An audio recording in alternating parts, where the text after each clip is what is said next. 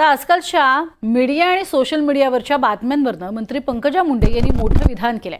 आजच्या मीडियाच्या काळात, सोशल मीडियाच्या काळात कुणीही यूट्यूब चॅनल काढून कसल्याही बातम्या करत आहे, कुणाचेही चारित्र्य हनन करून कोणाही विषयी काहीही बोललं जात आहे, असं पंकजा मुंडेंनी म्हटलंय। पण शेवटी सत्य हे इतकं प्रखर तेजस्वी असतं, ते बाहेर येतच, असंही पंकजा मुंडेंनी म्हटलंय।